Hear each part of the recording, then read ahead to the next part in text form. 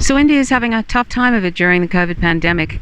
The neoliberal government, or really the fascist government, Modi, in India, rural Indian people are suffering and having trouble basically finding enough nutrition, like enough to be able to feed themselves.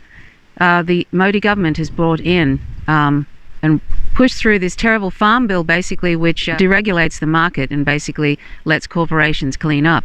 And I'm going to share with you something from Democracy Now! By a journalist who does a lot of rural news, and he's an award-winning journalist. And it's very disturbing because a lot of people now are food insecure, and with this terrible corporate takeover, basically, through this farm bill that Modi has brought in. I mean, neoliberalism is such a scourge, really. And this is an example of it, and this is why the world needs to rise up against it. Neoliberalism is the worst aspects of capitalism. And capitalism, end-stage capitalism, is leading to ecocide. But as it goes toward ecocide, it's sweeping up people with it. And in a year, there was about 20,000 Indians killed themselves. So anyway, Modi is basically at the weakest time where rural people were at their lowest with COVID. And I'm going to talk a little bit about that before I show this Democracy Now! Clip. He brings in a bill that is going to crush rural farmers, and basically in this bill it makes it impossible for people to have any recourse with corporations. It makes it impossible for them to sue any corporations or any state, any part of the state, any individual in the state or the state itself. I mean, what is that? That's basically corporate fascism is what that is. So, and along with that, this journalist reveals that, and I hope you can hear okay, because it's suddenly gotten very windy. Along with that, only 1.6% of GDP in India is for health, basically. And because of that, COVID, and it's very under-tested in India. So it actually is, even though it's the second to the United States for death rate, it's probably worse in some ways. But because of COVID, the hospitals are overwhelmed. And he said he himself has 14 friends who have died, and only one of them died of COVID. And apparently Indians are trying to get to hospitals. They'll take their friend or their parent or whatever who's had a heart attack, and they have to go from hospital to hospital to hospital. It's impossible to get into a hospital, basically. That's how bad it is. If you've got diabetes or had a stroke, you basically can't get into a hospital, and you end up dying. So there's a lot of people dying from that. There's a lot of food insecurity now. And people are really, really suffering now in India. And guess who isn't suffering? And that is the billionaires. The billionaires together own about $480 billion. And one of them, who was on the list of the number 90 on the list of richest people in the world, is now number 4 and makes about $12 million an hour. So basically, just like any other country which has neoliberalism, the gap between the haves and the have-it-alls, it gets wider and wider and wider. And this is why we need to be in solidarity with Indians, and this is why 250 million Indians came out into the streets. These are farmers and other supporters to rail against this dreadful neoliberal bill that is going to crush farmers and make them even more impoverished. 250 million, and do you hear that in the mainstream media? No, not really. You don't hear about that in the corporate media, in Western media. 250 million. And I'm hoping that because the people in power now, and I talk about the US, Australia, in Western powers in particular, because they are becoming so arrogant now that they think that they've basically got it sewn up and they can do whatever they like to the public, that the people now have caught on. I think that there was a while there where I thought people were never going to rise up. I don't know if it's too late to rise up, but I don't think so. Because there's a lot more of us in the world than there are of these oligarchs and wealthy people, the 1%. There's a lot more. So I think that the tide is turning now, and people are starting to catch on that neoliberalism, it has to end. This capitalist scourge, the worst aspects of capitalism, neoliberalism. But I hope capitalism really ends, because it is inherently exploitative, it leads to fascism, and it is inextricably linked with imperialism. As we turn to India, where tens of thousands of farmers are converging on the capital city of New Delhi by tractor and on foot to demand the repeal of new laws that deregulate agricultural markets. The Indian Prime Minister Narendra Modi says the measures give farmers more freedom to set their own prices and sell directly to corporate buyers. But opponents say the neoliberal policies are a boon to corporations and roll back key labor and crop price protections that could have a devastating impact on the livelihood of farmers. Agriculture is the leading source of income for more than half of India's 1.3 billion population. The ongoing protests come after a nationwide demonstration Thursday when an estimated 250 million workers, farmers, and their allies joined in what's believed to be the largest organized strike in history anywhere in the world. Organizers say tens of thousands of demonstrators have now gathered at each of New Delhi's 3 borders in cold winter conditions, and more farmers are on their way. Police have put up barriers to block them from coming into the center of the city. The farmers now, I think that maybe there's 200,000 to 250,000 of them on 5 points on the Delhi border. The government approach to them is actually extremely callous and very, very aggressive. Now, if you need to know how deep this problem is biting in the farmers, as of yesterday, Punjab, which is a famous state for athletics in India, the Olympians, those athletes of Punjab who have won multiple medals at the Commonwealth, National Games, and have participated in the Olympics, are planning to throw their medals back at the government on the 5th of December. Many artists and poets and others are returning their civilian awards. So this is slated for the 5th, and the government has no sign of shame about it at all. It is trying to look like the reasonable host. At the same time, it has put up barricades, barbed wire.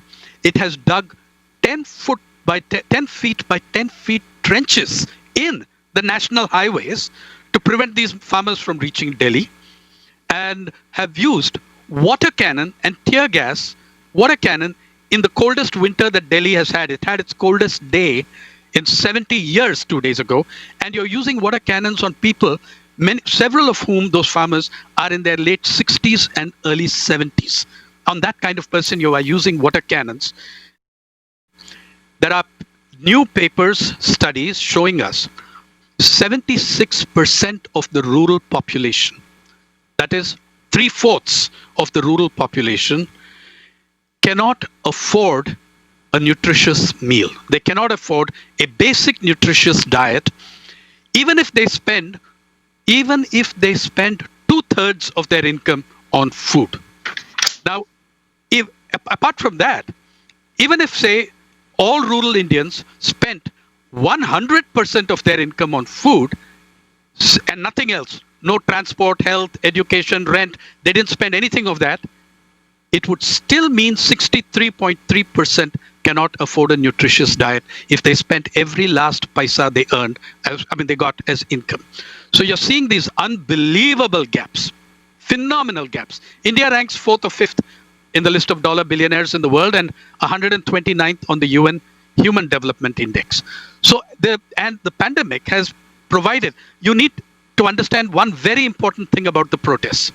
And for that, you need to understand what kind of mischief was played in the laws. 3 major laws have been passed in Parliament which devastate the farmers, and you mentioned them as you introduced the subject. 2 days later, when the opposition walked out in protest, they rammed through 4 labor laws codifying 29 existing complex legislations and made them into 4 and rammed it through. Now, the question is, why did they feel the need to pass these laws at the height of the pandemic? Mr. Modi had a majority before the pandemic. He has a big majority. He will have it for 2-3 years after the pandemic. The reasoning was, these blokes are on their knees now. They can't organize. They can't hit back. And in fact, many leading neoliberal intellectuals, economists, and journalists, editors, incited the government, saying, never waste a good crisis. Paraphrasing Winston Churchill, by the way, badly. Never waste a good crisis. This is India's second 1991 moment when we embrace the world of neoliberalism. This is the time to ramp through aggressive next generation reforms. And the government, believing that, went for this action not understanding the resolve of these farmers who have come back massively at the government. Just one clause I want to read you from the laws. You will not believe, I don't know, you can tell me if you've ever read laws in a democratic nation which have a clause like this. Not only have they rammed through these laws, on prices, on contract farming, on essential commodities, they have included this clause in one of the most important of these laws. It says, no suit, no prosecution, or other legal proceedings shall lie against the central government or the state government or any other person or any officer of the central government or any officer of the state government or any other person in respect of anything, read corporations in brackets, or any other person in respect of anything which is done in good faith or intended to be done in good faith under this act, and no civil court shall have jurisdictions to entertain any suit or proceedings in respect of any matter connected to the actions under this law. Have you read many laws like that in a democratic country? Yeah. So they have taken away the legal recourse of the citizen. And I've been yelling at this, that it's not just the farmers who are affected. Nobody else can sue either. They are dismantling the right to legal recourse. The Bar Council of Delhi, the capital city, the Bar Council of Delhi yesterday wrote to the President of India saying this is an extremely dangerous thing that's happening. You're taking away the fundamental rights of the citizen to move the courts when in distress.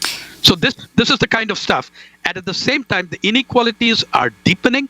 The unemployment figures that, they have come down as some amount of opening up happens. But people are returning to much worse conditions as workers. We have tampered with the gold standard of labor law, which used to be 8 hours a day.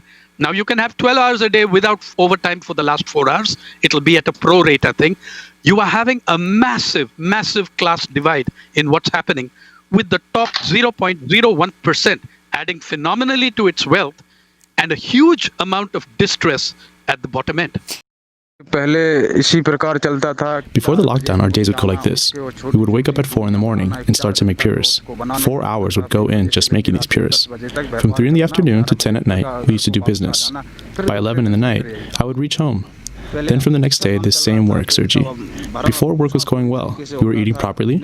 I could take care of my parents too. Since the lockdown began, I have been in deep trouble.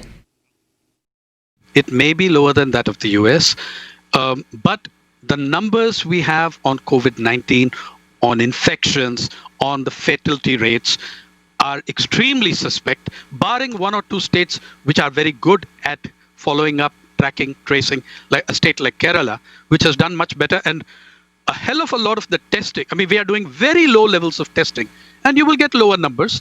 Second, much of the testing, the bulk of the testing in many states is done on rapid antigen basis, not on the RT-PCR. And the rapid antigen, as you know, the RAT tests have a very high proportion of false negatives. So we don't really know, and I don't buy this idea of being one of the lowest fatality rates in the world. It's true of 1 or 2 states which have a much better health infrastructure and a much better system of public health than a country as a whole, which spends 1.28% of its gross domestic product on health. And 2, most of the expenditure on health is out of pocket by poor ordinary Indians. In fact, the last 3 surveys on health in the National Sample Survey have shown the number of Indians not seeking medical attention purely for financial reasons has doubled in 20 years. So I'm not going to buy into this. The second part of your question, the second aspect of your question, is that there are an incredible number of non-COVID deaths which have happened because of the complete collapse of the health infrastructure and the total focus of what little there is on COVID. So people dying of cardiac arrest, people dying of diabetic and stroke, and people dying of a number of other diseases, curable, treatable diseases, that number is surging massively. I myself, since April 5, have lost 14 friends and acquaintances whom I knew very well. Oh, just one of them died of COVID. Okay, Many of the others, their families took them from hospital to hospital to hospital to try and get admission and couldn't.